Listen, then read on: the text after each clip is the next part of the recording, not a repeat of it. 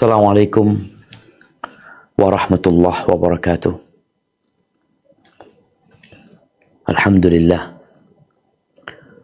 alladzi hadana li hadza wa ma kunna linahtadiya laula an hadana Allah. Segala puji bagi Allah Jalla Jalaluh yang telah memberikan taufiknya kepada kita, hidayah petunjuk dan hidayah taufik untuk meniti jalan kebenaran, untuk hidup di atas agama Islam yang Allah tidak menerima agama kecuali Islam. Kalau bukan karena karunia Allah, maka kita tidak akan termasuk dari orang-orang yang mendapatkan hidayah. Semoga Allah menetapkan kita di atas agamanya dan mematikan kita di atas la ilaha illallah. Allahumma salli wa sallim wa zid wa barik wa an'im ala abdika wa rasulika sayyidina wa maulana Muhammadin wa ala alihi wa ashabihi ajma'in. Ya Allah, semoga salawat dan salam, berkah dan nikmat senantiasa Engkau curahkan untuk hamba kekasih-Mu, untuk baginda Nabi kita Muhammad alaihi salatu wassalam, untuk keluarga beliau, untuk istri-istri beliau, untuk putra-putri beliau, dan untuk seluruh sahabat Nabi. Semoga Allah meridai kita bersama mereka. Amma ba'd. Hari ini kita akan berbincang tentang sesuatu yang indah. Bagaimana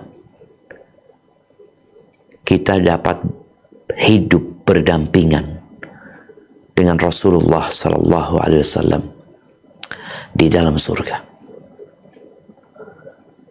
Beliau berada di atas Firdaus. Beliau alaihi salatu wassalam sejatinya rindu ingin melihat kita. Pernah suatu hari Nabi alaihi salatu wassalam berada di Baqi bersama para sahabatnya. Kemudian beliau berkata, "Wadidtu anna ra'ayna ikhwanana." Aku ingin kita ini udah melihat saudara-saudara kita. Kemudian para sahabat heran dengan apa yang diucapkan Nabi alaihi salatu wassalam. Lalu mereka bertanya, "Awalasna ikhwanaka ya Rasulullah?" Ya Rasulullah, bukankah kami ini saudara-saudaramu? Maka Nabi alaihi salatu wassalam mengatakan, "Antum ashabi." Kalian adalah sahabat-sahabatku.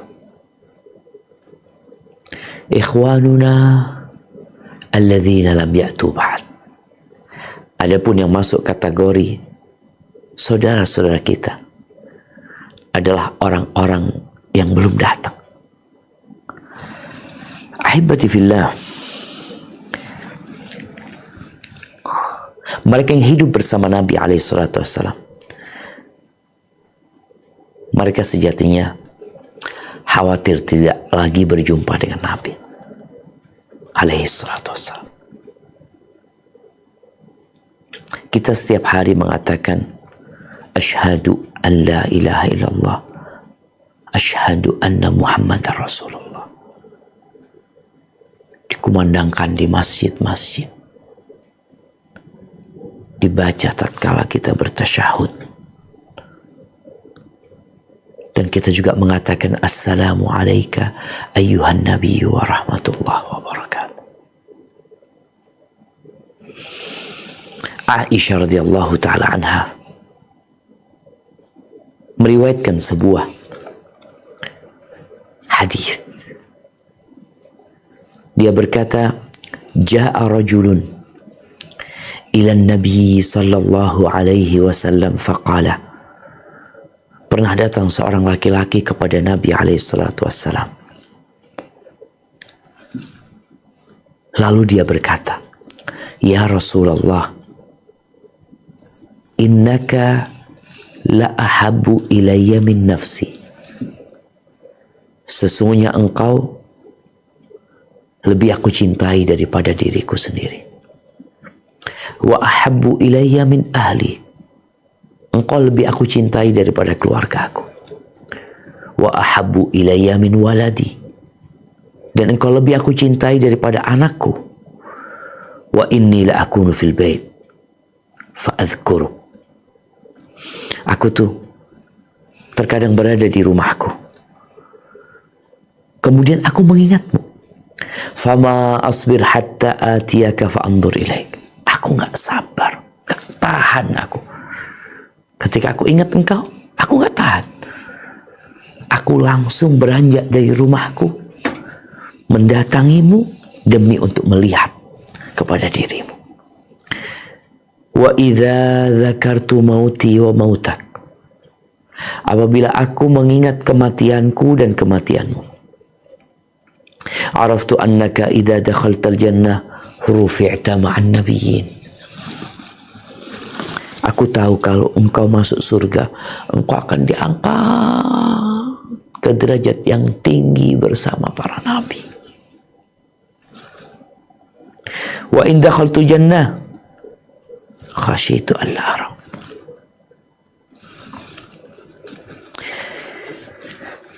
Dan jikalau aku masuk surga, aku takut aku tidak dapat melihatmu kembali. Subhanallah. Aisyah mengatakan bahwa Nabi SAW tidak menjawab apa yang dikatakan oleh orang ini, sehingga turunlah firman Allah di surat An-Nisa ayat 69-70. Apa isi firman Allah ini? Nah, silahkan dibaca.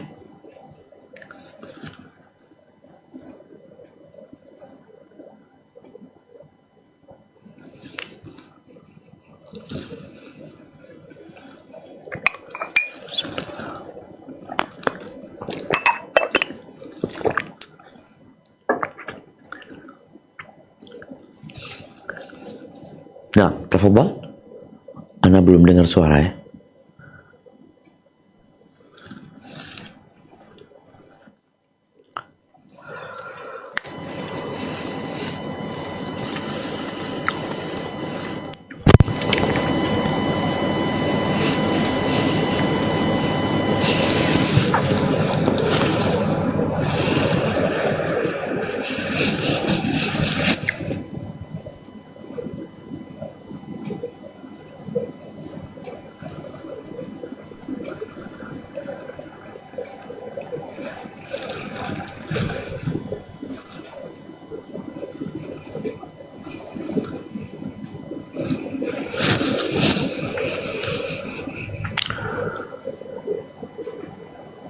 Nah, belum terdengar suara.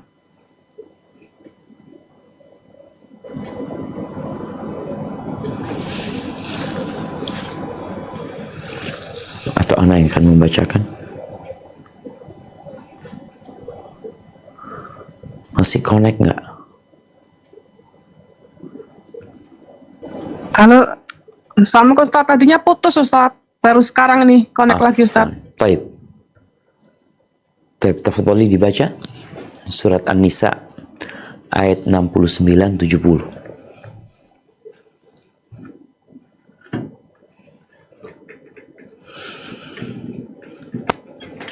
A'udzu billahi minasy syaithanir rajim.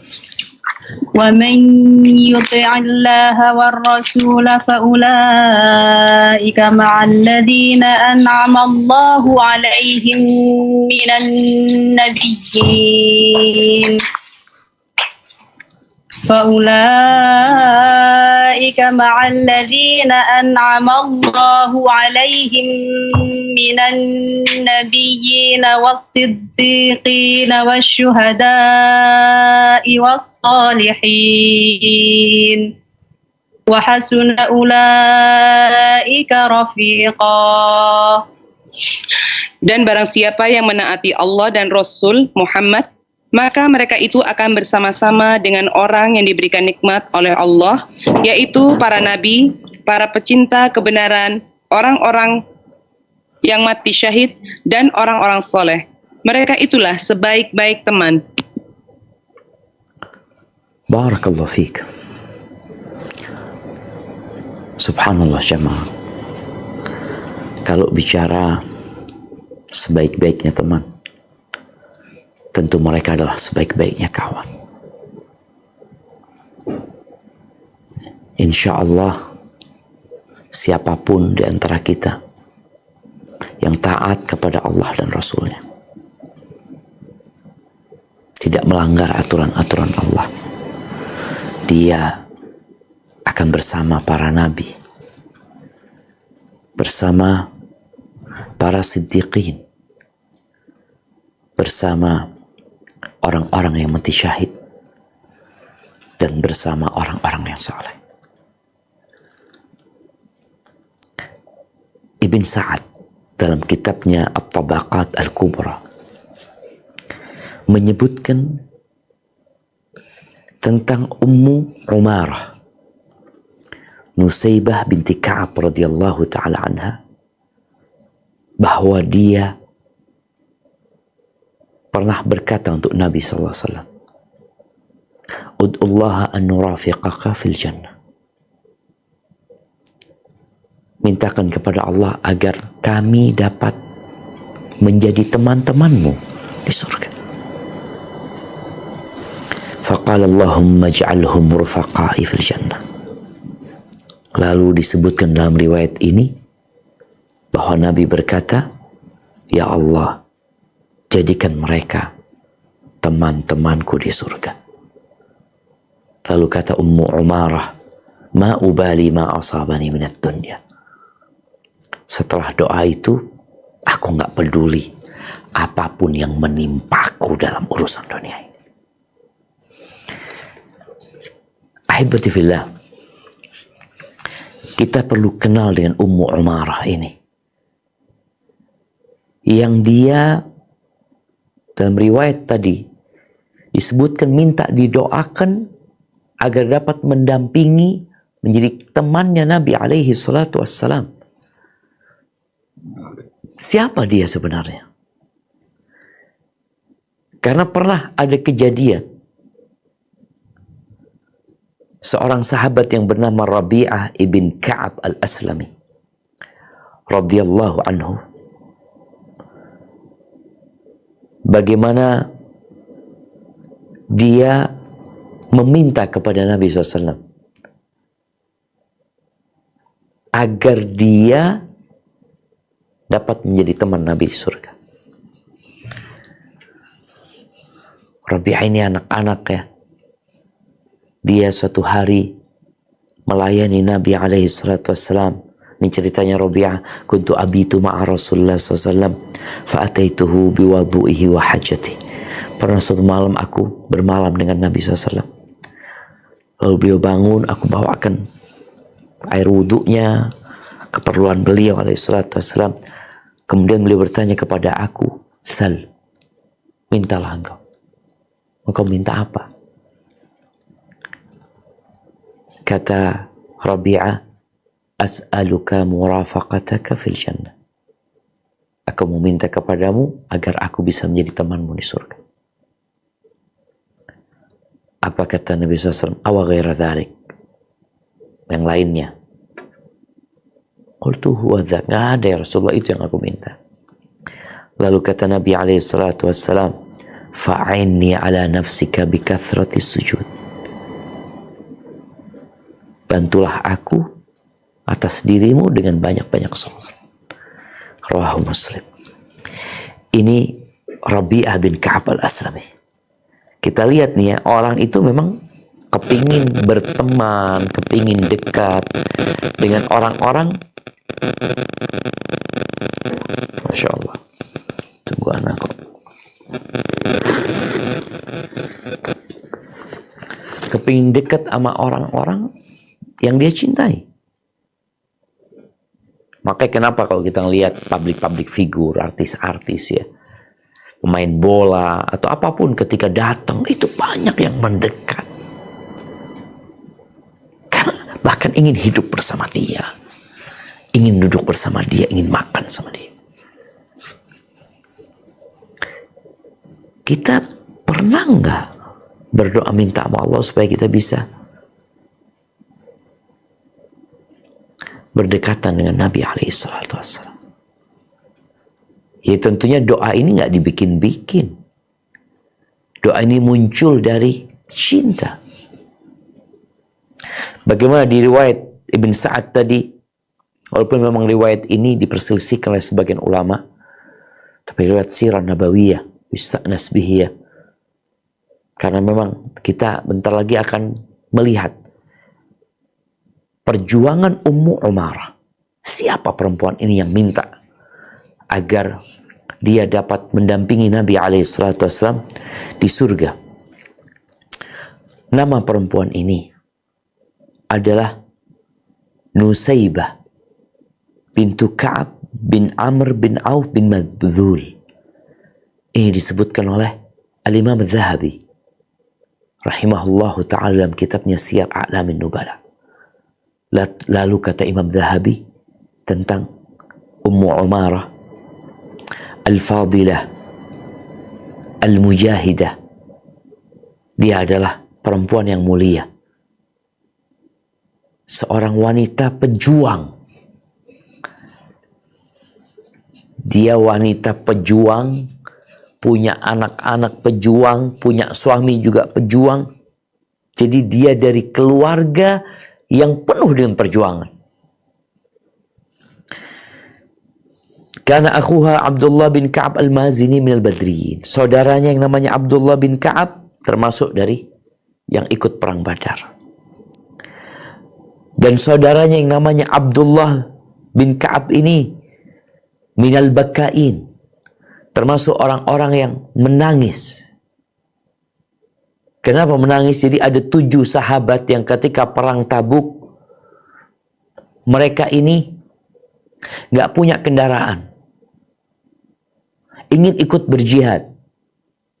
Lalu Nabi SAW menolak mereka. Mereka pulang menangis.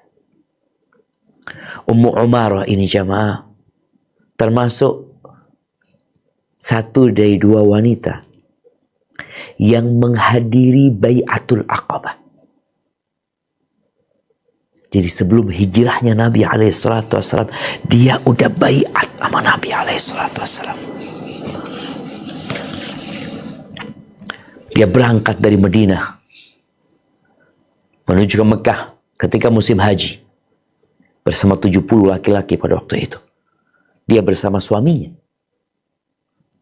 Setelah selesai Nabi SAW membaiat para laki-laki, suaminya Ummu Umarah mengatakan, "Ya Rasulullah, ini ada 2 perempuan yang ikut bersama kami. Dia ingin membaiatmu." Kata Nabi SAW, "Qad bay'atukuma." Aku sudah baiat kalian. Sesuai dengan yang aku baiat para laki-laki. Nabi tidak menyalami mereka.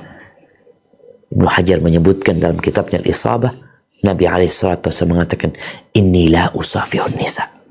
Aku tidak berjabatan tangan dengan perempuan. Itu Nabi SAW. Sekarang maka kita lihat orang-orang kadang kala ya mengaku sebagai orang yang berilmu, orang bertakwa kepada Allah, tapi dia masih berjabatan dengan wanita-wanita. Nabi tidak. Padahal yang disalaman ini seorang wanita yang salehah, tapi beliau mengatakan, "Inilah usafihun nisa." Ahibati fillah, kata Imam Zahabi tentang Ummu Umarah ini, yang dia didoakan agar menjadi teman-teman Nabi SAW di surga. Yang tentunya ini memerlukan perjuangan. Ummu Umarah ini hadir ketika perang Uhud. Hadir ketika Hudaybiyah. Hadir ketika perang Hunain. Dan setelah meninggalnya Rasul SAW, dia hadir ketika perang Yamamah melawan Musailamah al-Kadzdzab di masa pemerintahan Abu Bakar Siddiq radhiyallahu taala anhu. Wa fa'alat al-afa'il, dan dia telah berbuat banyak dalam perjuangan dia. Ada hadis-hadis yang diriwayatkan dari Ummu Umarah, wa quti'at yaduha fil jihad, dan tangannya terpotong dalam peperangan. Ummu Umarah ini. Ahibati fillah, Ummu Umarah pernah datang kepada Nabi sallallahu alaihi wasallam ya. Dia berkata, "Ya Rasulullah, ma ara kulla syai'in illa lirrijal." Aku melihat semuanya kok buat kaum laki-laki gitu loh. Semuanya dalam Al-Quran seakan-akan semuanya buat kaum laki-laki. Ma ara nisa yudhkarna fi syai'. Aku nggak ngelihat perempuan-perempuan disebutin gitu loh. Akhirnya turun firman Allah di surat Al-Ahzab ayat 35. Apa kata Allah Azza wa Jalla? Nah,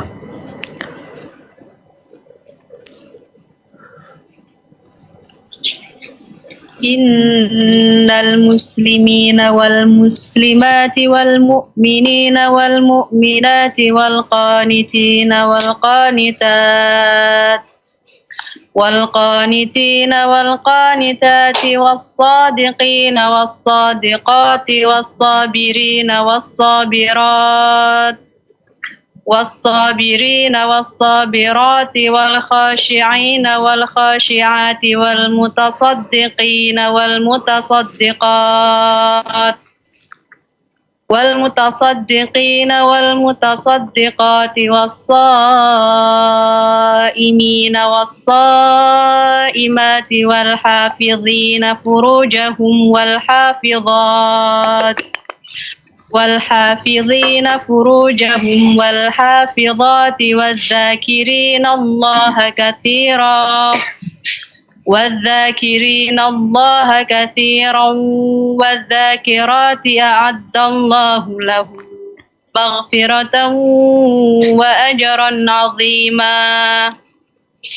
Sungguh laki-laki dan perempuan muslim, laki-laki dan perempuan mukmin, laki-laki dan perempuan yang tetap dalam ketaatannya, laki-laki dan perempuan yang benar, laki-laki dan perempuan yang sabar, laki-laki dan perempuan yang khusyuk, laki-laki dan perempuan yang bersedekah, laki-laki dan perempuan yang berpuasa, laki-laki dan perempuan yang memelihara kehormatannya, laki-laki dan perempuan yang banyak menyebut nama Allah, Allah telah menyediakan untuk mereka ampunan dan pahala yang besar. Subhanallah jemaah. Jadi Ummu Umarah yang minta untuk menjadi teman Nabi SAW di surga, dia bukan sosok wanita yang gak mau beramal. Cuma dia heran kok ngelihat semuanya seakan-akan untuk kaum laki-laki gitu. Padahal sejatinya enggak, ketika Allah mengatakan barang siapa yang beriman kepada Allah dan Rasulnya, itu masuk laki-laki dan wanita di dalam. Bahkan di dalam Al-Quran Al-Karim ada surat khusus, surat An-Nisa. Maka dengan turunnya surat Al-Ahzab ayat 35 ini jelas bahwasanya laki-laki dan wanita mereka sama dalam kewajiban beribadah kepada Allah dan dalam pahala yang akan diberikan kepada mereka. Bukan hanya untuk kaum laki-laki. Walaupun ada hukum-hukum yang khusus buat kaum laki-laki umpamanya. Seperti sholat Jum'at, sholat berjamaah, berjihad di jalan Allah. Itu khusus buat kaum laki-laki. diwajibkan atas mereka, ataupun bagi wanita tidak. Maka disebutkan muslimin, muslimat, mu'minin, mu'minat, qanitin, qanitat, sadiqin, sadiqat, sabirin, sabirat, khashi'in, khashi'at, mutasaddiqin, mutasaddiqat, saimin, saimat, hafidhin furujahum wal hafidhat, dzakirin, dzakirat. Subhanallah, mereka disediakan bagi mereka ampunan dari Allah dan pahala yang besar. Kembali kepada cerita Ummu Umarah radhiyallahu ta'ala anha. Ketika perang Uhud, dia hadir jemaah, membawa air untuk diberikan kepada sahabat-sahabat yang mungkin kehausan. Dia juga membawa kain yang disobek-sobek ya, atau kain yang digunakan untuk membalut, seperti mungkin sekarang ada perban ya. Dan subhanallah, di awal peperangan Allah memberikan kemenangan kepada umat Islam di perang Uhud itu. Tapi kondisi berubah. Tatkala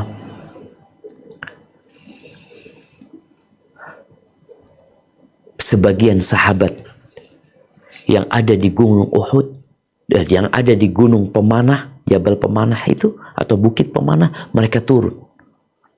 Sehingga akhirnya umat Islam diserang jamaah. Rasulullah SAW terjatuh di dalam lubang. Bagaimana datang Ibn Qami'ah hendak menyerang Nabi SAW, dan Ummu Umarah berusaha untuk menghalangi.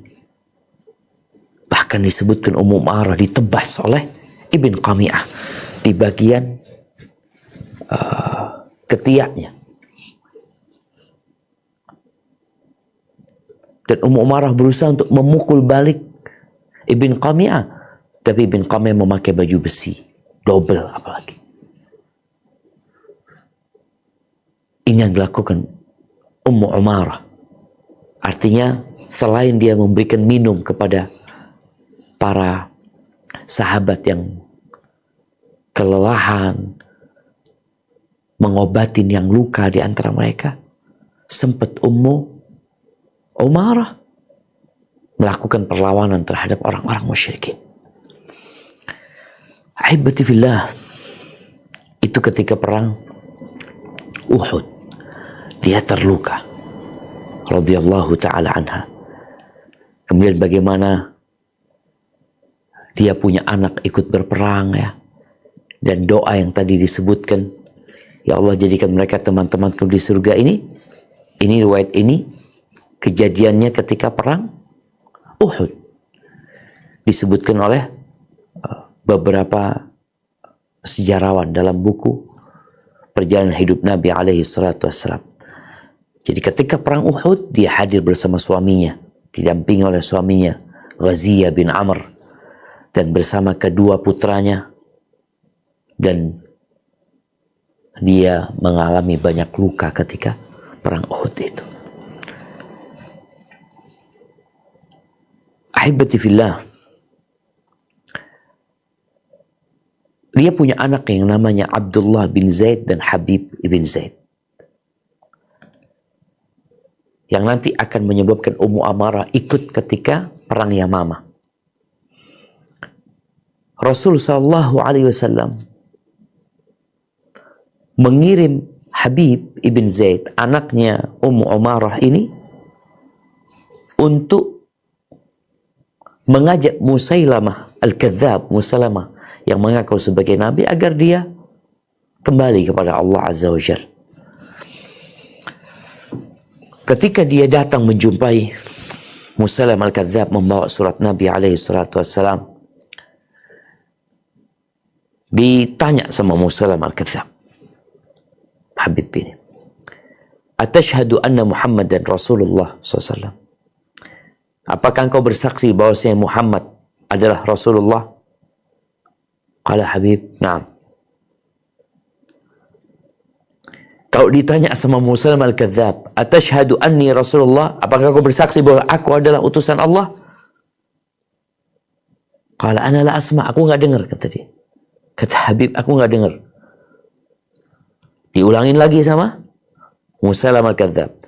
Atashhadu anna Muhammadar Rasulullah, apakah kamu bersaksi bahwa Muhammad utusan Allah? Kata Habib, na'am. Tanya lagi, atashhadu anni Rasulullah, apakah engkau bersaksi bahwa aku adalah utusan Allah? Ini kata Musailamah. Apa kata Habib? Ana la asma, aku enggak dengar. Aku tuli, aku enggak dengar. Berulang kali. Akhirnya marah Musailamah al-Kadzdzab.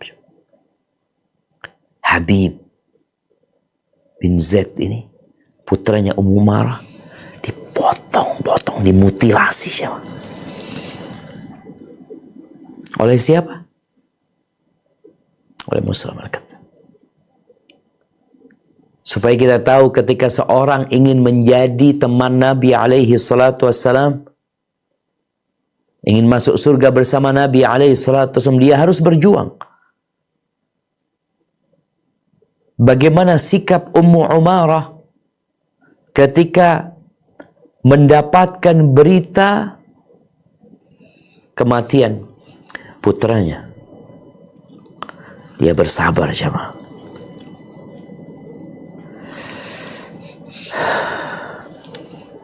Anaknya satu yang namanya Abdullah bin Zaid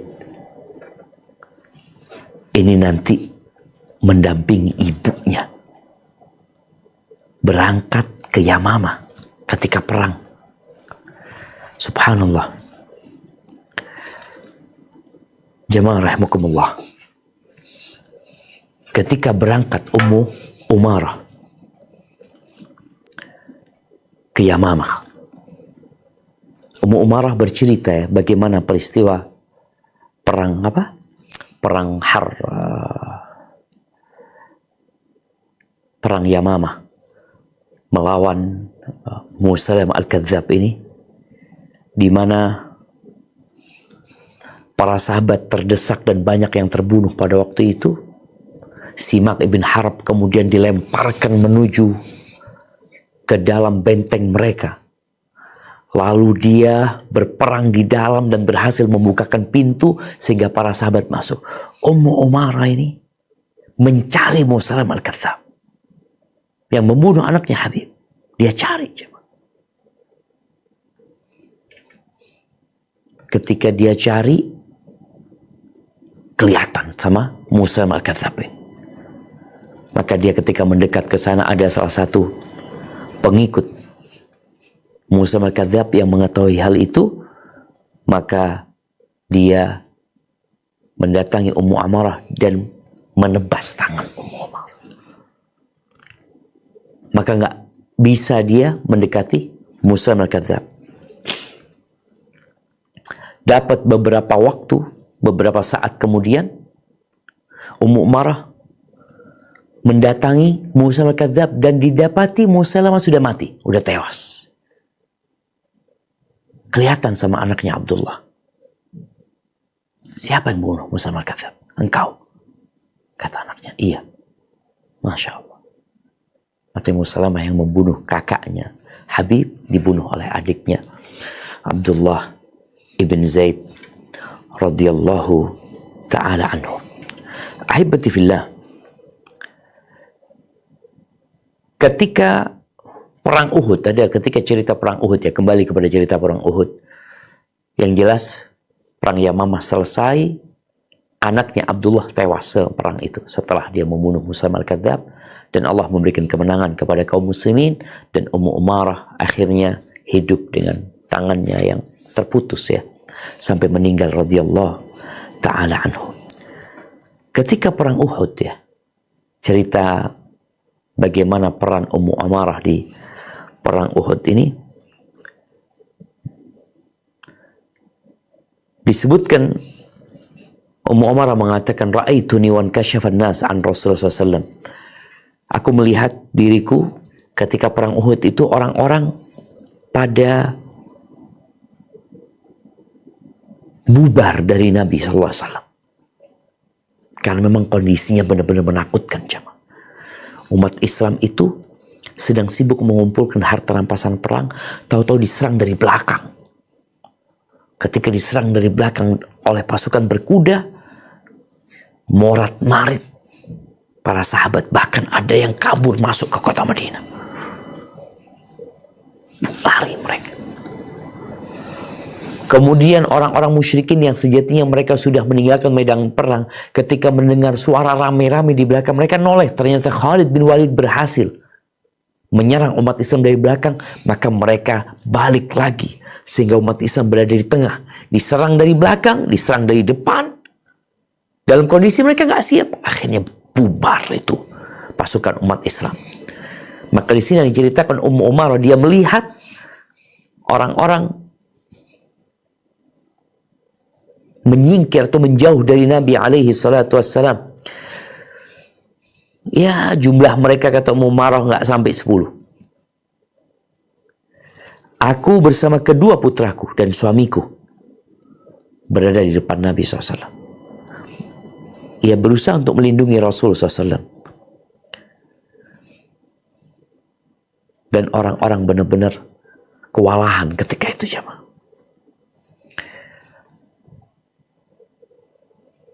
Kemudian Nabi melihatku, aku nggak bawa tameng ya. Dan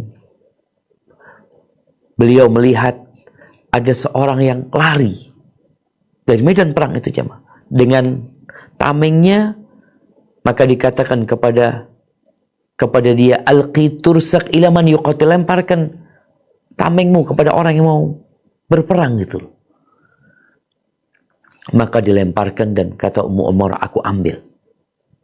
Dari situ aku bisa melindungi Nabi alaihi salatu wassalam. Dan kata Ummu Umarah, yang membuat kita kocar-kacir itu adalah pasukan berkudanya Khalid bin Walid. Kalau mereka jalan kaki mungkin ya kita tahulah pasukan berkuda dengan pejalan kaki gak sama gitu ya. Kemudian ada seorang yang naik kuda, ini ceritanya tadi Ibn Qami'ah ya. Dia memukulku, kemudian aku bisa melindungi diriku dari pukulan dia. Lalu dia berpaling. Aku akhirnya berhasil memukul kaki kudanya. Dan kudanya kesakitan, lalu orang itu terpelanting dari kudanya. Di situ disebutkan dalam riwayat ini bahwasanya Nabi SAW memanggil putranya Ummu Umarah. Karena ngelihat nih perempuan gitu loh. Aslinya Ummu Umarah itu asalnya bukan mau berperang. Tadi asalnya hanya sekedar bawa air untuk ngobatin orang-orang yang terluka. Tapi karena kondisi yang menyebabkan Ummu Umarah akhirnya harus berjuang juga dia. Ketika dilihat seperti itu oleh Nabi SAW, maka Nabi mengatakan, yabna Ummi Umarah, wahai putranya Ummi Umarah, ummak, ibumu. Lalu kemudian datang putraku membantu menolongku ketika itu. Akhirnya berhasil bersama Nabi SAW menuju ke lereng gunung. Abdullah bin Zaid yang terbunuh nantinya di perang Harrah ini, di perang itu juga dia terluka. Dan dia terluka dengan darah yang mengucur keras. Kita tahu perang pada waktu itu pakai pedang, ya, pakai tombak. Lalu Nabi SAW mengatakan kepada Abdullah, ihsib jurhak, engkau balut lukamu. Maka kemudian datang ibuku, nih ceritanya Ummu Umarah tadi yang dan membawa balutan ya, kain-kain tadi di pinggangnya, kemudian dia gunakan untuk mengikat lukaku. Dan Nabi SAW berhasil berdiri. Faqala inhat bunayya fadharibil qaum. Kemudian Nabi mengatakan, wahai anakku, ayo engkau bangun, engkau hadapin musuh. Beliau mengatakan, siapa yang bisa seperti perjuangan Ummu Umarah. Lalu datang orang yang melukai putrinya Ummu Umarah. Di riwayat ini disebutkan Nabi mengatakan, "Hadza dharibu ibnika, ini yang mukul anakmu tadi." Qalat fa'taridu lahu.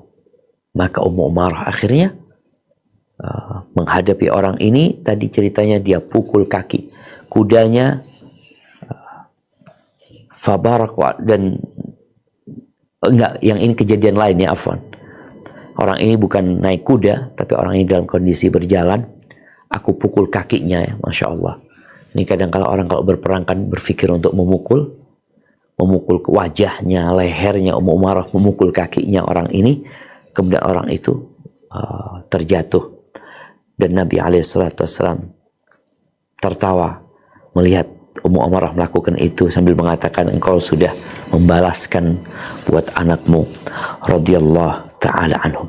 Ahibati fillah, kembali kepada doa yang disebutkan ya, bagaimana Nabi SAW mendoakan Ummu Umarah untuk menjadi teman-teman Nabi di surga.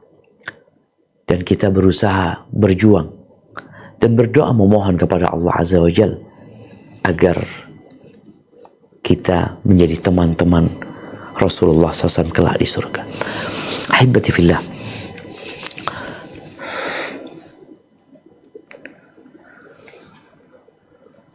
ar-rajul ma'aman ahab, awil mar'u ma'aman ahab. Orang itu bersama orang yang dia cintai. Ummu Umarah melakukan semua perjuangan tadi yang kita dengar beberapa potongan darinya, karena dia cinta sama Rasulullah SAW. Maka sekarang bagaimana kita menumbuhkan cinta kepada Nabi SAW? Yang pertama tentunya dengan banyak bersalawat kepada Nabi SAW. Karena salawat itu tanda cinta dan menumbuhkan cinta. Yang kedua dengan membaca perjalanan hidup Nabi SAW. Bagaimana Ummu Umarah berjuang seperti dia melihat langsung Nabi SAW. Apa yang dilakukan Rasulullah SAW. Sedangkan sebagian kita nggak tahu, nggak kenal sama Nabi SAW. Bagaimana akan muncul di hatinya keinginan untuk hidup bersama Nabi SAW. Ketika disampaikan sunnah Nabi SAW, aduh berat, susah sekarang untuk mengamalkannya.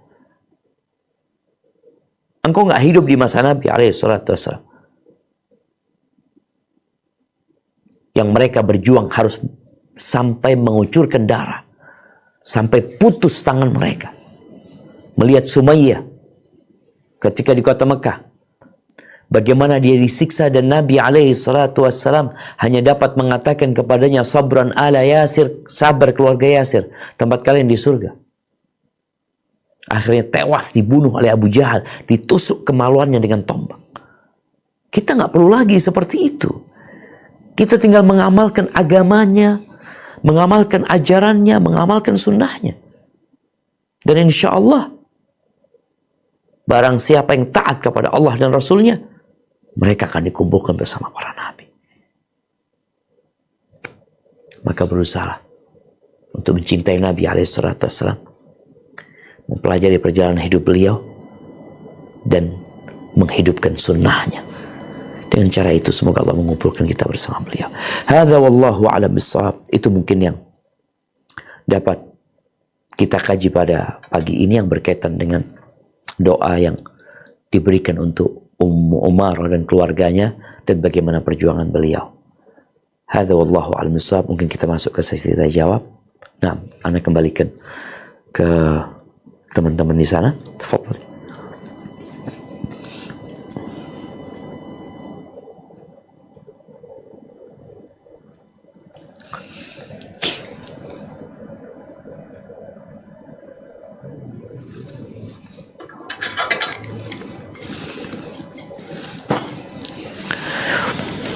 Allahumma shalli wa sallim.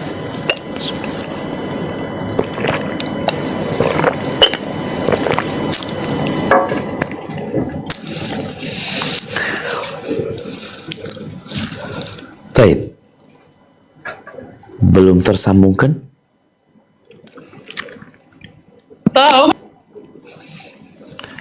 Naam, tafadhali. Barakallahu fikum Ustaz. Wa fiik wa barak. Naam. Pertanyaannya apa ya Ustaz ya? Kalau nggak ada yang mau ditanya, nggak usah dipaksain. Assalamualaikum warahmatullahi wabarakatuh. Ya. Waalaikumsalam warahmatullahi wabarakatuh. Dari mana ini? Dari KL Ustaz. Siap. Nah, Mau bertanya Ustaz, yang Ummu Umarah bertanya kepada Rasulullah bahwa Al-Quran itu seperti ditujukan kepada laki-laki saja. Kalau surat An-Nisa itu bukan seluruhnya tentang perempuan Ustaz ya? kenapa? Yang surat An-Nisa. Iya. Nah, Jadi ketika Ummu Umarah bertanya itu surat An-Nisa belum turunkah atau bagaimana Ustaz? barakallahu fiik. Siap. Jadi kan memang surat An-Nisa ini termasuk surat Madaniyah ya. Surat yang diturunkan di kota Madinah. Kita lihat ada banyak yang berkaitan dengan pembagian waris yang itu turun setelah perang Uhud ya. Sedangkan kita tahu Ummu Umarah tadi perjuangan dia di perang Uhud di tahun ketiga Hijriah. Jadi boleh jadi sebelum turunnya surat An-Nisa, atau memang secara umum kalau dilihat ada banyak konteks-konteks dalam Al-Quran Al-Karim yang sepertinya untuk kaum laki-laki saja. Padahal sejatinya semua hukum yang turun dalam Al-Quranul Karim itu laki-laki dan perempuan include di sana. Sama sebenarnya. Hanya saja kalau ada hukum khusus buat wanita, baru akan ada penjelasan. Makanya di surat Al-Baqarah sendiri juga berkaitan dengan hukum perceraian ya. Hak-hak wanita umpamanya, hak-hak laki-laki dikatakan, Allah SWT mengatakan walahunna mithlul ladzi 'alaihinna bil ma'ruf, dan bagi perempuan-perempuan hak-hak setara dengan kewajiban mereka, walir rijali 'alaihinna darajah, dan bagi kaum laki-laki ada derajat lebih. Jadi boleh jadi memang ayat-ayat itu turunnya ketika sebelum pertanyaan Ummu Umarah ya radhiyallahu taala anha, atau kalau tidak tadi Ummu Umarah merasa ayat-ayat itu banyak yang konteksnya dalam bahasa Arab itu mudzakkar ya, mudzakkar untuk laki-laki. Padahal sebenarnya semua ayat itu apabila tidak ada pengkhususan maka ayat itu termasuk perempuan. Dan kalau bicara surat Al-Ahzab ini dia turunnya tahun ke-5 Hijriah ya. Secara umum tahun itu berarti setelah perang Uhud sebenarnya, dan di situ disebutkan secara khusus ya. Secara khusus ada laki-laki, ada wanita. Jadi ini untuk memberikan penjelasan yang lebih gamblang bahwasanya sebenarnya semua yang berkaitan dengan puasa, berkaitan dengan sedekah, berkaitan dengan sholat malam, berkaitan dengan menjaga kehormatan diri, itu bukan hanya untuk kaum laki-laki. Contoh nih, kalau bicara ini surat yang turun di Mekah ya, surat Al-Haqqah. Nah, atau surat Al-Ma'arij. Innal insana khuliqa halu'a idza massahu syarru jazua wa idza massahu khairu manu'a illa al-musallin. Manusia itu diciptakan penuh keluh kesah gitu loh. Kalau dapat nikmat dia bakhil, kalau dikasih musibah dia jaza, nggak sabar. Kecuali orang-orang yang sholat. Lafat illa al-musallin itu lebih kepada laki-laki itu. Alladzina hum ala salatihim daimun. Mereka yang selalu sholat, laki-laki lagi seakan-akan. Kemudian walladzina hum, di ayat selanjutnya walladzina hum li furujihim hafizun. Orang-orang ladzina ini laki-laki sebenarnya. Walladzina hum li furujihim hafizun. Mereka adalah orang-orang yang menjaga kemaluan mereka. Seakan-akan ayat ini hanya untuk laki-laki, padahal sebenarnya tidak. Namun ayat yang di surat Al-Ahzab itu memberikan penjelasan lebih gamblang bahwasanya semua ayat yang berkaitan dengan sedekah, dengan puasa, dengan sholat, dengan macam-macam dan pahala yang diberikan, itu perempuan masuk di dalamnya. Maka kemudian turun tadi yang di Al-Ahzab itu. Hadza wallahu a'lam bissawab. Nah. Barakallahu fiik Ustaz. Ini dari Wafiq wa Brisbane. Naam, tafadhali. eh, umpamanya ada peringatan dari ibu kita, peringatan yang sudah meninggal, peringatan 1 tahun, terus seluruh keluarganya, anak-anaknya itu yang di perantauan mengirimkan uang untuk acara tersebut. Jadi gimana kalau umpamanya kita tidak mengirimkan, atau bagaimana sikap terbaik kita ketika seluruh anggota keluarga mengirimkan uang untuk acara tersebut? Masya Allah, barakallahu fiik. Jazakallahu khairan. Naam jamaah. Iya, kita melihat ya, di masyarakat kita masih ada ritual-ritual yang sebenarnya Nabi SAW tidak pernah mengadakannya. Tidak pernah mengadakan untuk istrinya yang tercinta Khadijah radhiyallahu taala anha. Yang ada Nabi SAW kalau potong kambing, kalau punya rizki, beliau bagikan kepada kawan-kawannya Khadijah. Beliau juga tidak pernah mengadakan tadi peringatan haul tahunan ya untuk putri-putri beliau yang meninggal. Ada Zainab, ada Ruqayyah, ada Ummu Kulthum, nggak pernah.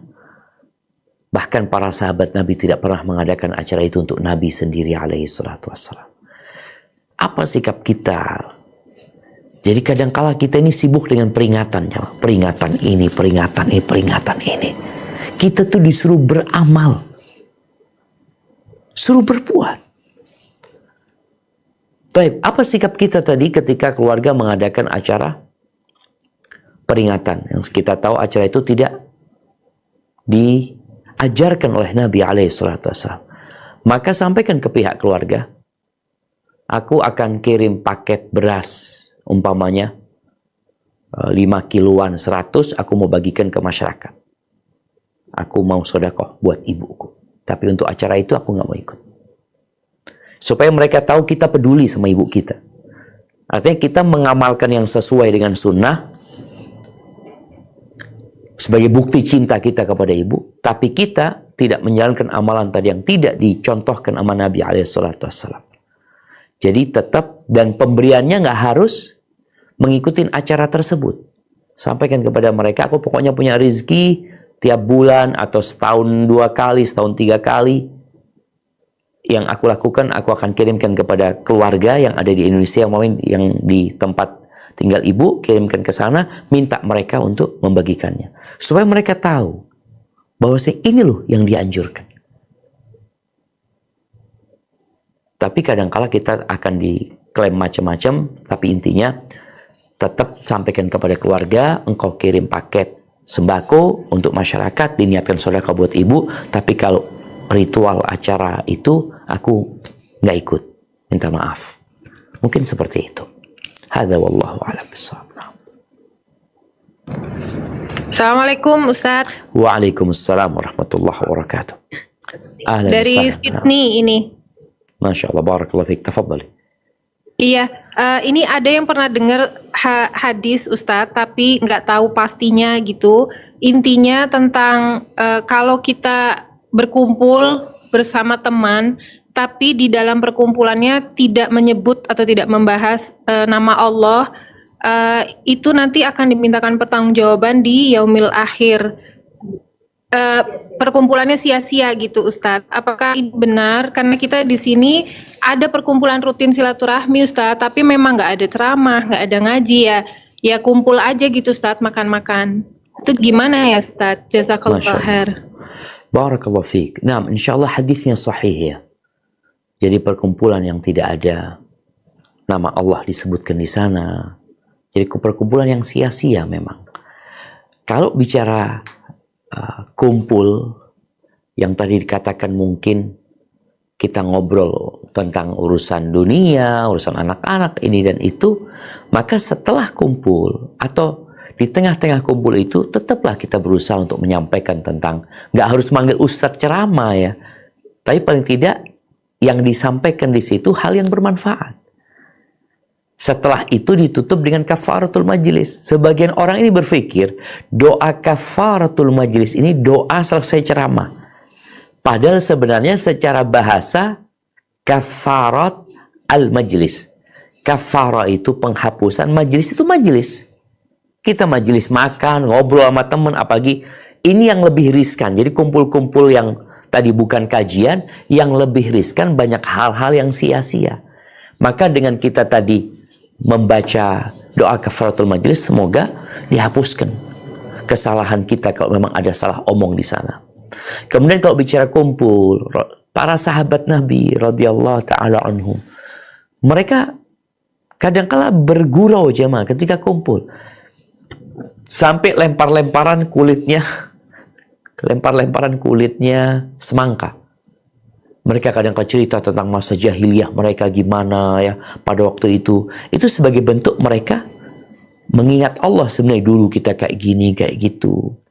Jadi intinya tatkala kita bermajelis, kemudian kita hendak meninggalkan majelis tersebut, hendaklah kita menutupnya dengan doa kafaratul majlis dengan mengatakan subhanakallahumma wa bihamdika asyhadu an la ilaha illa anta astaghfiruka wa atubu ilaik. Ini menjadi kafarat. Jadi kalau tadi ada yang sia-sia, semoga diampuni sama Allah Subhanahu wa taala. Hadza wallahu a'lam bissawab. Nah.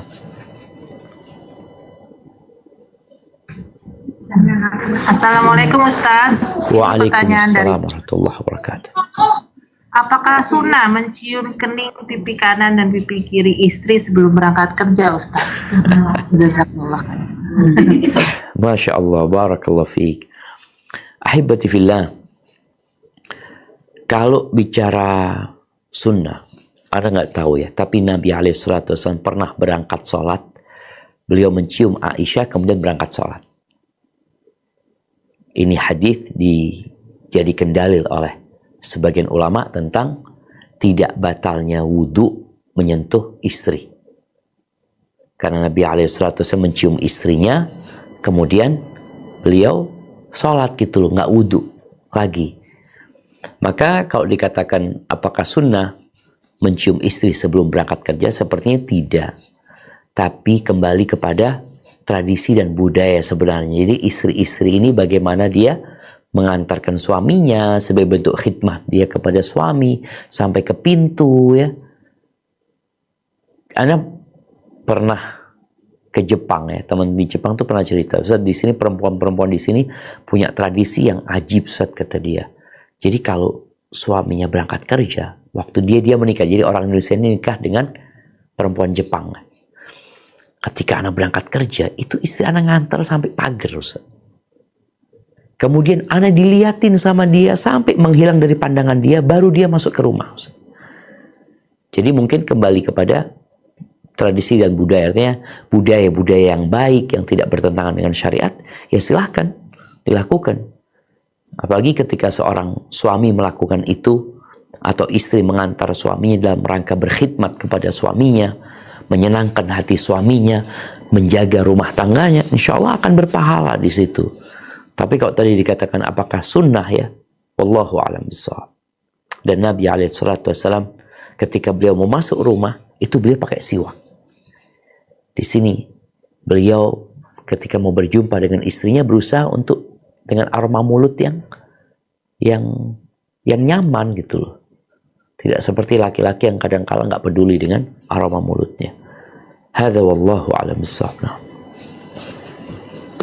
Assalamualaikum warahmatullahi wabarakatuh, Ustaz. Waalaikumsalam warahmatullahi wabarakatuh.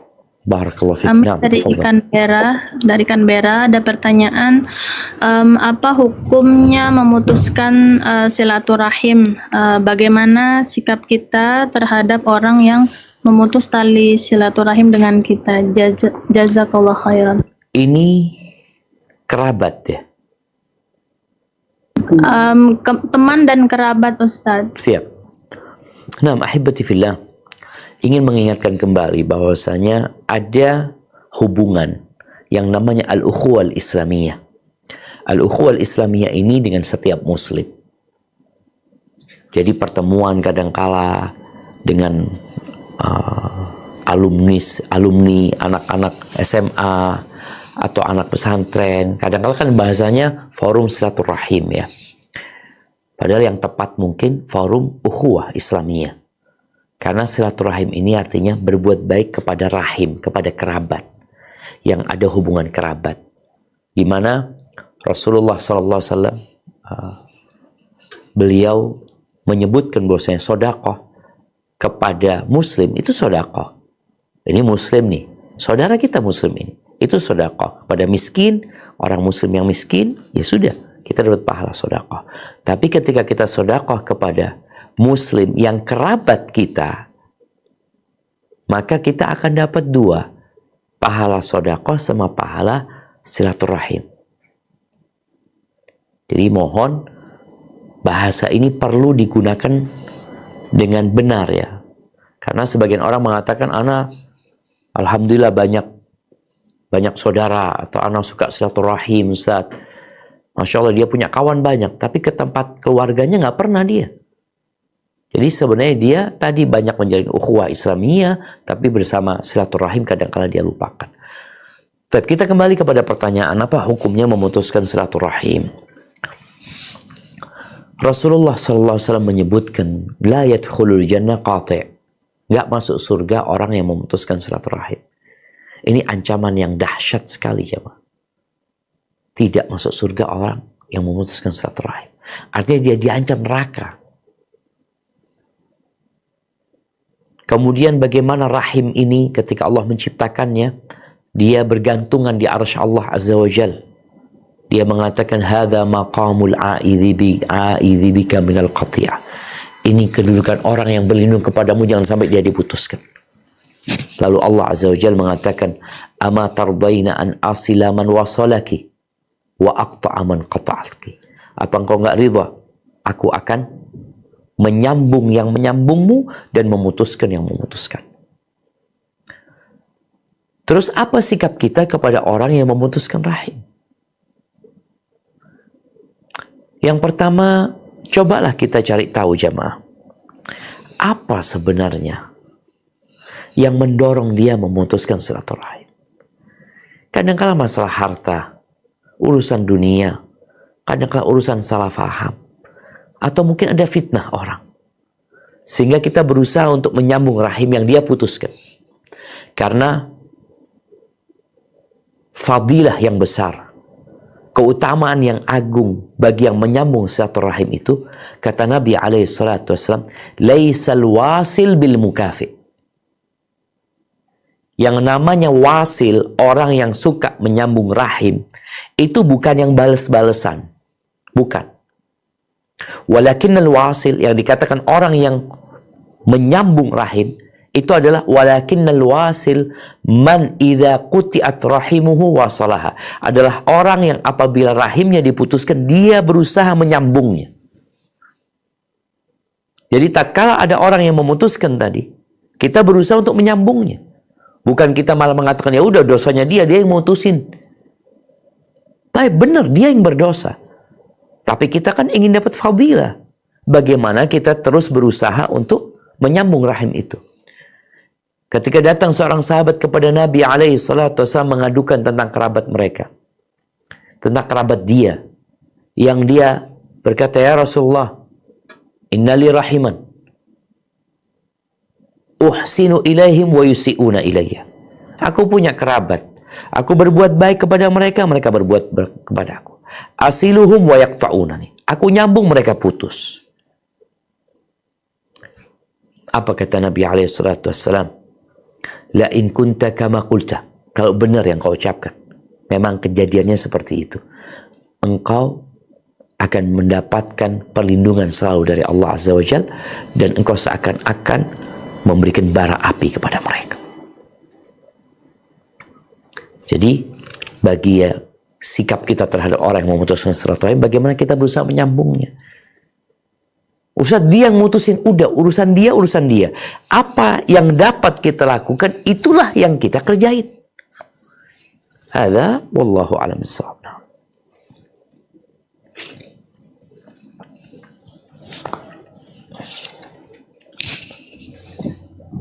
Assalamualaikum warahmatullahi wabarakatuh. Waalaikumsalam warahmatullahi wabarakatuh.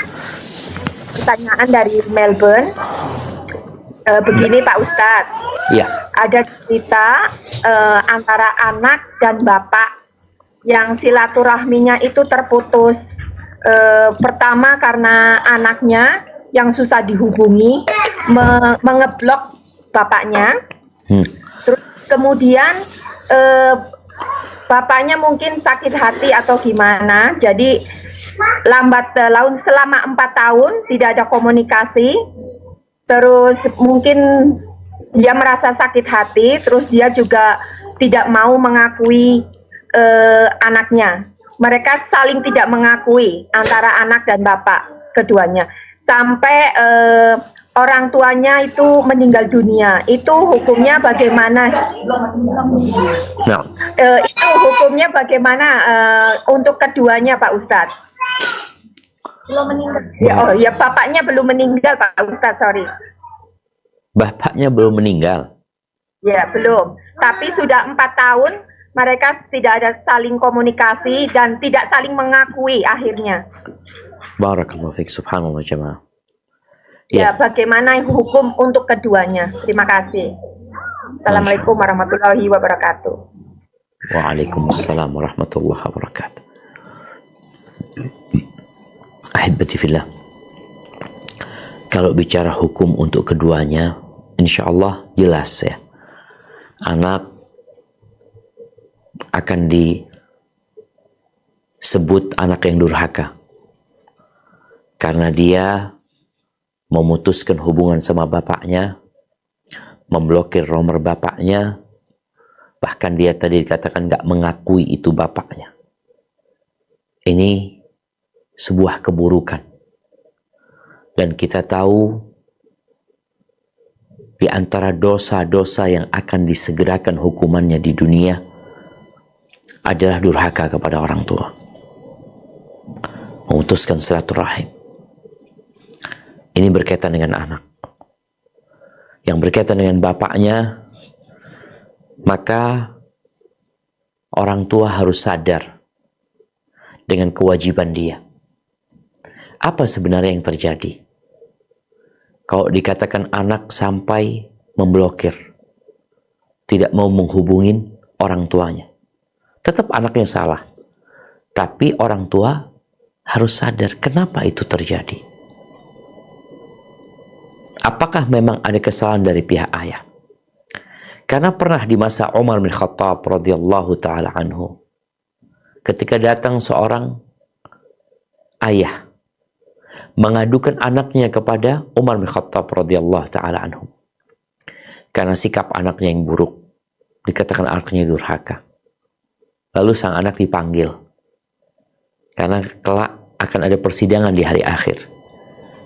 Dikatakan siapa yang benar, siapa yang salah. Nanti akan ada persidangan.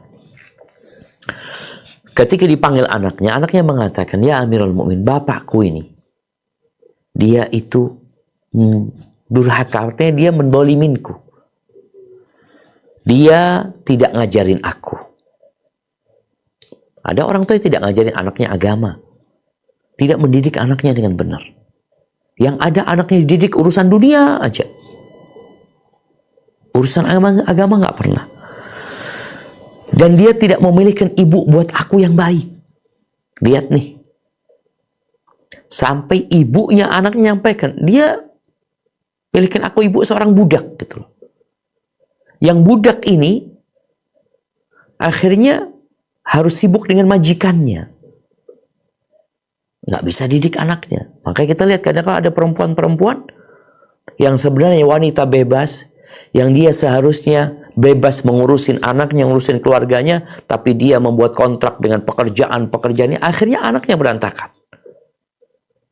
Ini nggak ngajarin anaknya dengan benar, tidak memilihkan ibu yang baik, kemudian ngasih nama aku aja nggak benar, kasih nama Jual, serangga yang suka bawa kotoran. Maka tolong bapak sadar diri. Boleh jadi memang anaknya yang durhaka, tapi tetap engkau orang tua. Engkau tahu apa masalahnya. Semoga dengan ketemu masalahnya bisa diperbaiki. Tapi tugas kita, apa yang dapat kita lakukan melihat dua orang yang tidak bertegur sapa. Subhanallah, di antara amal soleh itu adalah islahu dzatil bain. Allah mengatakan wa aslihu dzata bainikum. Perbaiki hubungan di antara kalian. Maka bagaimana kita melihat dua anak sama bapak yang seperti ini, apa yang dapat kita lakukan?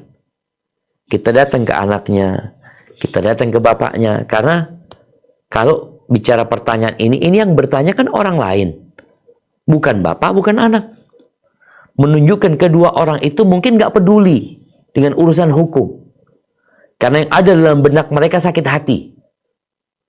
Maka mereka berusaha untuk meluapkan emosi mereka dengan cara tadi tidak saling mengakui. Nah, tugas kita adalah memperbaiki antara keduanya. Apalagi ini bapak sama anak ya. Insya Allah kita akan dapat pahala yang besar tatkala kita berhasil, atau nggak usah bicara berhasil ya, tatkala kita berupaya, berusaha untuk memperbaiki dua orang yang sejatinya mereka itu punya hubungan darah, yang sejatinya ada cinta di diri bapak kepada anak yang nggak bisa dilupakan. Juga ada kecintaan anak kepada orang tuanya. Hanya saja mungkin ada dinding-dinding yang memagari yang perlu kita hancurkan agar mereka bisa berjumpa kembali. Hadza wallahu a'lam bissawab. Nah. Assalamualaikum Ustaz. Waalaikumsalam warahmatullahi wabarakatuh. Naam, tafadhali. Mengenai tadi ke pemberian. Kebetulan besan saya ini semuanya orang putih ya. Nah itu kalau hari raya maupun hari Natal itu mereka pasti memberi. Nah yang pertanyaan saya, gak mungkin kan saya kembalikan Pak Ustadz. Jadi apa yang harus saya lakukan? Kemudian kita kedua, diberi sama orang-orang non-muslim, sama kerabat yang non-muslim dalam acara non-muslim. Iya, acara Natal umpamanya gitu ya, atau akhir tahun. Siap. Dan kemudian mengenai kerabat tadi, yang satu darah Ustadz bilang tadi ya, kalau umpama kita berusaha sudah sekuat tenaga dan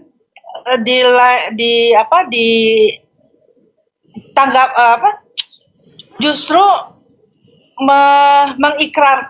mengikrarkan bahwa saudara kami adalah hanya di atas kertas. Gimana saudara kami hanya? Ya, bagaimana Persaudaraannya hanya di atas kertas. padahal kandung? Maksudnya di atas kertas Ya. ini apa maksudnya? Nggak tahu. Mungkin kayak di akte aja gitu Ustaz. Iya.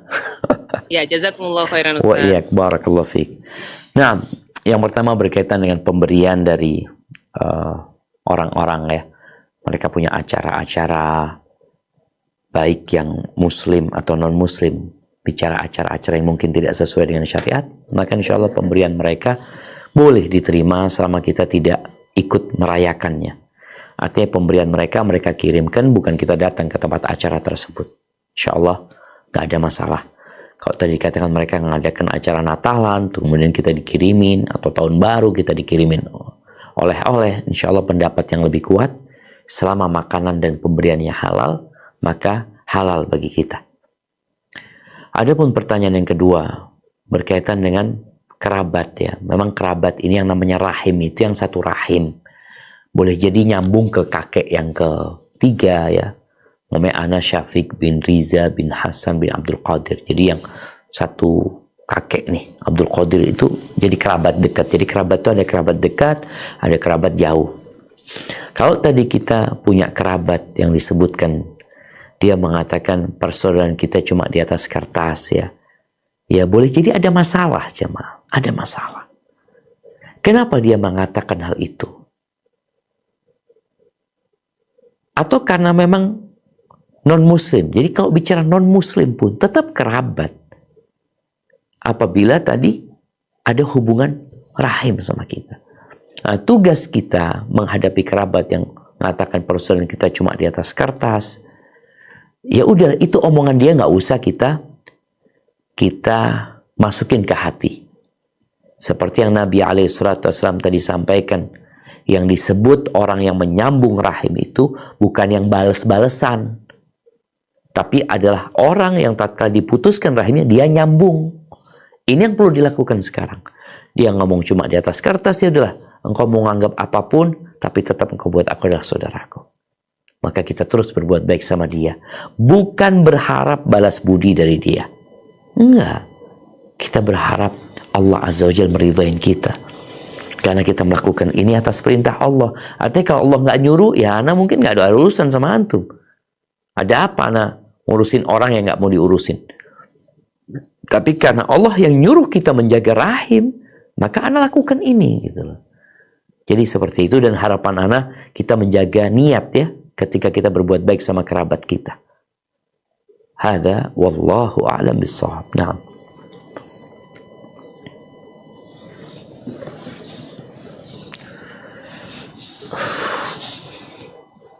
Assalamualaikum warahmatullahi wabarakatuh, Ustaz. Waalaikumsalam warahmatullahi wabarakatuh. Naam, tafadhali. Apabila ada yang mau membeli rumah, tetapi mereka memasukkan ke KPR, bagaimana hukumnya buat kita sebagai penjual? Apakah boleh atau termasuk dalam perbuatan riba atau kemungkaran? Jazakallahu khairan. Atau harus bagaimana mencari pembeli yang bisa membeli cash atau bagaimana, Ustaz? Jazakallahu khair. Masya Allah, barakallahu fiik. Iya jamaah, begini. Kalau kita lihat urusan riba ini, ada sebuah riwayat dhaif ya, yang menyebutkan kelak di akhir masa itu, orang yang tidak mau riba itu kena debunya riba. Dia nggak mau, tapi kena debunya riba. Dari merajalelanya riba. Dan itu yang menyebabkan kehinaan umat Islam. Bagaimana sikap kita ketika kita jual mobil, jual rumah ya? Yang kita tentunya maunya cash, kita nggak mau riba. Kita maunya uang kita. Ana jual 5 juta, ya Ana minta 5 juta. Terus bagaimana dengan pembeli?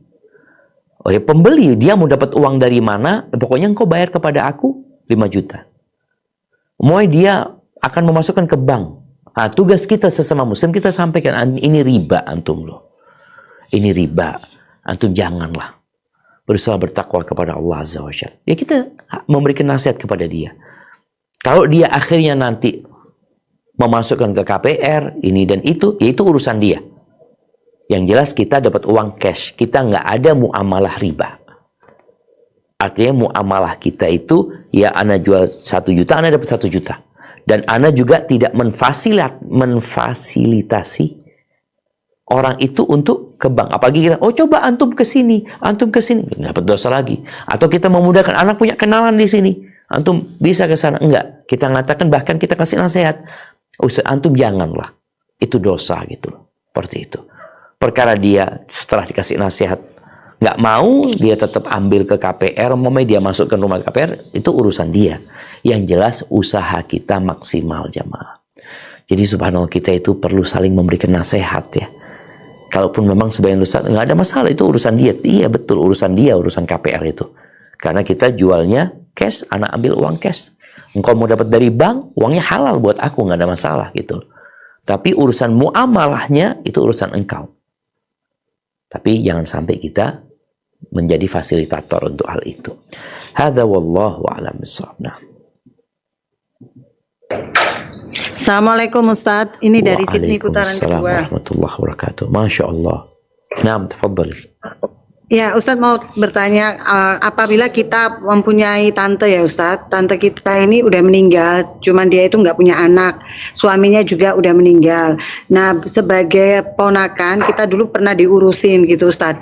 Kalau kita seumpama mau membuatkan sumur untuk dia, apakah itu insya Allah pahalanya mengalir ke dianya sampai gitu Ustadz? Jazakallahu khair. Masya Allah, barakallahu fiik, barakallahu fiik. Nah, jamaah rahimakumullah. Sedekah untuk orang yang meninggal dunia itu bukan hanya dari anak ya. Sebagaimana doa buat orang yang meninggal dunia itu bukan hanya dari anak. Maka kita lihat sholat jenazah itu yang mendoakan bukan anaknya doang. Semua kaum muslimin muslimat mendoakan. Mengatakan Allahumma ighfir lahu warhamhu wa'afihi wa'fu anhu.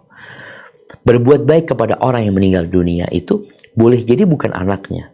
Boleh jadi kakaknya. boleh jadi adiknya, boleh jadi keponakannya, boleh jadi orang tua kepada anaknya yang meninggal dunia.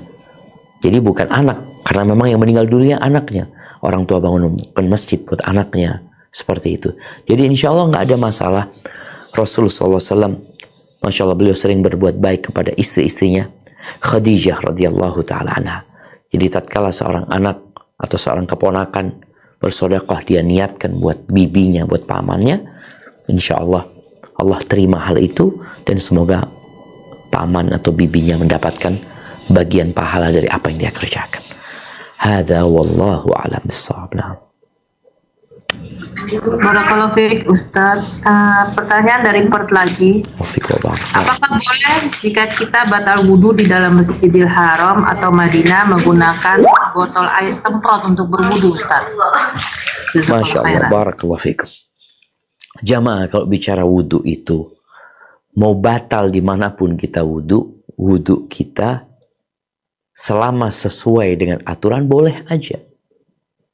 Jangan di Masjidil Haram, di Masjid Nabawi. Di sini, di rumah kita mau wudhu pakai semprotan, boleh-boleh aja. Asalkan sesuai. Sesuainya gimana? Anggota badan, anggota wudhu itu ada yang diusap, ada yang dibasuh. Maka yang dibasuh tetap harus dibasuh, yang diusap tetap diusap. Apa perbedaan basuh sama usap? Yang Anda baca dari penjelasan para ulama, kalau bicara basuh itu airnya mengalir. Jadi airnya itu mengalir ke tangan. Ada air yang mengalir. Jadi kalau bicara kita mau wudhu, cuci muka, kita semprotin muka kita sehingga ada air yang mengalir, berarti kita udah membasuh. Setelah ada air, kita basuh, jadi ada air yang mengalir. Tangan kita juga seperti itu. Bisa jadi kita semprotin sehingga air itu mengalir, baru kita gosokkan tangan kita. Maka wudhunya sah. Jadi intinya wudhu itu mau di Masjidil Haram, mau di masjid sini, mau di kamar kita, dimanapun harus sesuai. Yang dicuci, yang dibasuh atau dicuci tetap dicuci, yang diusap diusap. Berarti sah. Tapi kalau yang seharusnya dicuci kita usap, umpamanya nih tangannya, dia semprot di tangannya lalu dia usapin, nggak ada yang mengalir di tangannya tersebut. Tapi kalau dia semprot tangannya, itu kan biasanya ada air yang mengalir, baru dia gosok. Jadi mungkin seperti itu. Wallahu a'lam bishawab. Assalamualaikum warahmatullahi wabarakatuh, Ustaz. Waalaikumsalam warahmatullahi wabarakatuh. Iya, saya dari Canberra mau menanyakan apakah kita boleh menikahi sepupu? Apakah sepupu dari pihak ibu atau bapak saja atau keduanya ya Pak, ya Ustadz, yang Masya boleh Allah. kita nikahin? Jazakallahu khair. Masya Allah, barakallahu fiik. Iya jamaah. Di beberapa daerah di negeri kita ada yang berpandangan nggak boleh menikahi sepupu karena dianggap saudara. Allah Azza wa Jal menyebutkan di surat An-Nisa insyaallah ayat 23. Mudah-mudahan Anda nggak salah ya. An-Nisa 23. Baik, iya. An-Nisa 23 ini disebutkan di sini yang tidak boleh dinikahi. Hurrimat alaikum ummahatukum, ibu kalian, putri kalian, saudari kalian, bibi kalian dari bapak, bibi kalian dari ibu ya. Kemudian anaknya saudara keponakan, wa banatul akhi, kemudian wa banatul ukhti wa akhatul. Ini disebutkan di sini yang nggak boleh dinikahin. Jadi selain yang di sini berarti boleh dinikahin. Sepupu, misanan itu tidak disebutkan. Bahkan kalau kita lihat bagaimana Fatimah itu menikahi siapa? Menikahi sepupu bapaknya. Jadi nggak ada masalah menikahi sepupu. Yang tidak boleh itu menikahi keponakan. Walaupun kalau di masyarakat kadang-kala mereka menghindarin hal itu, ya sudah. Tapi jangan sampai mengharamkan. Artinya kadang-kala mereka maunya udahlah jangan nikah sama sepupu lah. Bukan haram sebenarnya. Tapi supaya engkau punya saudara lebih banyak lagi. Dan di Arab itu banyak pernikahan antara sepupu. Dengan anaknya paman, anaknya bibi itu banyak. Dan nggak ada masalah. Karena memang secara syariat, tadi kita membaca, tidak dilarang, diperbolehkan. Barakallahu fiik. Nah.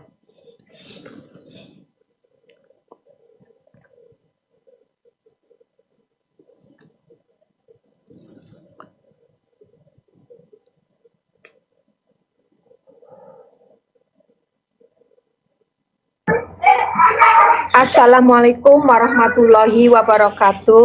Waalaikumsalam warahmatullahi wabarakatuh. Nah, tafadhal. Pertanyaan lagi dari Melbourne, Pak Ustadz. Nah. Ini misalkan orang tua kita sedang sakit, terus kita bersedekah diatasnamakan untuk ke orang tua kita. Itu hukumnya bagaimana, Pak Ustadz? Atau bagusnya kita harus bagaimana begitu, Pak Ustadz? Masya Allah. Biar niatnya biar orang tua kita sembuh gitu. Ya. Terima kasih. Assalamualaikum warahmatullahi wabarakatuh. Masya Allah. Barakallahu fiik. Nah, ahibati fillah. Tunggu, ini tadi orang tuanya udah meninggal? Belum, masih sakit Pak sakit Ustadz. kan? Iya. Ahibati fillah. Ada sebuah riwayat yang disahihkan oleh sebagian ulama. Bunyinya, dawu mardakum bisadaqah. Obati orang yang sakit di antara kalian dengan sedekah. Jadi kalau dikatakan tadi orang tuanya sakit, sang anak bersedekah, jadi dia bukan niat buat ibunya, tapi niat memohon kepada Allah agar ibunya disembuhkan. Jadi bukan sedekah ibunya, tapi dia bersedekah dengan berharap ibunya disembuhkan. Ini. Atau kalau tadi orang tua dia mau sedekah buat ibunya, ya diniatkan dia sedekah buat ibunya. Bukan dia yang sedekah, sihnya ibunya. Boleh jadi dia berikan kepada ibunya atau dia mewakili ibunya. Ketika meninggal dunia berarti dia sedekah buat ibunya. Jadi nggak ada masalah sebenarnya, karena Sa'ad bin Ubadah radhiyallahu taala anhu, dia pernah datang kepada Nabi alaihi salatu wasallam mengatakan, ya Rasulullah, ibuku meninggal dalam kondisi nggak sempat berwasiat gitu loh. Aku juga nggak ada di kota Madinah pada waktu itu. Apakah afayan fa'uha idza tasaddaqtu anha? Apakah manfaat buat ibuku kalau sedekah buat dia? Kata Nabi, "Na'am. Silakan kau sedekah buat dia." Cuma bicara sedekah demi sehat ya, tolong niatnya tetap ingin karunia Allah di akhirat. Ingin diselamatkan dari api neraka. Karena manfaat dunia itu otomatis akan didapatkan kalau kita niatnya akhirat. Tapi kalau niatnya dunia untuk sembuh aja, ya sudah, kita cuma dapat itu. Karena kita nggak niat untuk mendapatkan pahala di akhirat. Jadi tetap niatnya untuk akhirat kita, untuk dibalas di sana, diselamatkan dari api neraka, dan maslahat manfaat dunia otomatis akan ikut. Barakallahu fiik. Kayaknya kita ke pertanyaan terakhir ini. Ustaz, Nah. dua Ustaz ya. Siap. Please. Nah. Oke. Silakan untuk yang di Sydney sama Pet ya. Ya, oke, Sydney. Ya, Assalamualaikum Ustadz Sydney. Waalaikumsalam warahmatullahi wabarakatuh. Tafadhali. Jadi kalau suami istri berantem Ustadz, pertanyaannya, katanya benar 40 hari. Kalau istrinya marah Ustadz, marahan gitu, katanya 40 hari amalannya tidak diterima. Apakah betul Ustadz? Jazakallah khair. Barakallahu fiik ya. Kalau 40 hari anak nggak tahu, tapi memang ketika suami marah sama istrinya, artinya istrinya durhaka sama suaminya, maka amalan istri nggak diangkat sampai dia minta maaf sama suaminya. Bukan selama 40 hari. Yang 40 hari itu Allah alam, mungkin nanti anak akan lihat lagi ya, yang berkaitan dengan mendatangi paranormal ya. 40 hari seorang yang minum khamr ya, itu juga 40 hari. Adapun seorang istri yang durhaka sama suaminya, maka nggak akan diangkat amalannya sampai dia kembali, sampai dia bertobat gitu loh, minta maaf sama suaminya. Hadza wallahu a'lam bissawab. Maaf Ustadz, ini mau menjelaskan yang tadi. Maksudnya suami istri ini salah paham, bukan si istri durhaka kepada suami. Iya, ya berarti tidak ada masalah. Maksudnya salah paham ini apa? Yang marah suami apa istri yang marah? Dua-duanya itu saling, maksudnya ya berselisih lah gitu Ustadz. Jadi salah paham dua-duanya saling marah gitu Ustadz. Barakallahu fiik. Naam, ahibati fillah. Jadi kalau ini kan masalahnya bukan bicara mana yang durhaka. Kalau dalam hadis yang disebutkan tadi adalah orang yang durhaka ya, yang nggak nurut sama suami. Kalau ini kan marahan dia. Ketika marahan ini boleh jadi memang salah paham, boleh jadi yang salah suaminya, boleh jadi yang salah istrinya. Tapi ketika mereka tidak mau ketemu, maka tugas kita memperbaiki. Allah Azza wa Jalla mengatakan fa in khiftum shiqaqa bainihima fab'athu hakaman min ahlihi wa hakaman min ahliha. Kalau kalian takut dua orang ini bertikai, nggak ketemu, nggak nemu jalan keluar, maka harus ada mediator dari luar. Kalau yang berkaitan tadi amalan mereka nggak diangkat, wallahu alam, Anda nggak tahu, tapi yang ada hadisnya itu budak yang kabur dari majikannya, istri yang durhaka sama suaminya, ya, itu yang nggak diangkat amalannya. Tapi kalau yang seperti ini memang ada masalah. Siapa yang salah? Wallahu alam. Tinggal bagaimana kita memperbaiki di antara keduanya. Dan sebagai seorang istri, berusaha untuk mempertahankan rumah tangganya. Suami ini pemimpin. Kadanglah istri menganggap yang salah dia. Ya udah, engkau demi menjaga rumah tanggamu, yang lebih baik itu yang mulai dulu. Datang minta maaf. Karena yang tanya mungkin istrinya ya. Hadza wallahu a'lam bissawab. Baik. Assalamualaikum warahmatullahi wabarakatuh, Ustaz. Waalaikumsalam warahmatullahi wabarakatuh. Naam, tafadhali. Mau menanyakan mengenai hukum foto dan video apabila ada kumpulan ummahat di-upload di WA grup umat semua untuk menghindari di foto itu sulit. Terkadang dipaksa foto karena kita nggak tahu orang lain posting di medsosnya. Bagaimana Ustaz? Masya Allah, barakallahu fiik. Ya, ini termasuk bala ya yang yang sulit dihindarin. Bicara foto, kadangkala di bis, di jalanan, di mana-mana. Maka kalau bicara apa hukumnya, ya kita berusaha untuk menghindarinya, apalagi kalau di situ ada wajah perempuan yang mungkin akan ditonton oleh orang-orang. Apalagi kalau masih pakai jilbab ya, tertutup, masih aman ya ketika dia masih menutup jilbabnya, karena memang sejatinya ya dia di mana-mana memang nggak pakai cadar umpamanya. Dia dilihat orang di jalanan ya memang nggak pakai cadar. Tapi kalau orang pakai cadar kemudian dia difoto dalam forum perempuan-perempuan aja, akhirnya jadi dilihat yang seharusnya dia nggak ingin itu dilihat. Intinya kita berusaha untuk menghindar semaksimal mungkin. Tapi ada kondisi yang memang nggak bisa kita hindarin. Allah mengatakan fattaqullaha mastata'tum.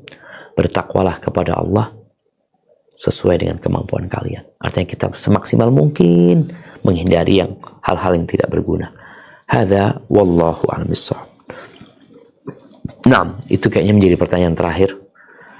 Semoga Allah Azza wa Jalla membimbing kita untuk dapat meniti jalan Rasul SAW, dapat hidup bersama Nabi kelak di surga, dapat mencontoh wanita-wanita salehah seperti Ummu Umarah ya, bagaimana perjuangan dia, bagaimana dia nggak peduli lagi urusan dunia ini, yang penting dia mati husnul khatimah. Subhanakallahumma bihamdika asyhadu an la ilaha illa anta astaghfiruka wa atubu ilaik. Wassalamualaikum warahmatullahi wabarakatuh.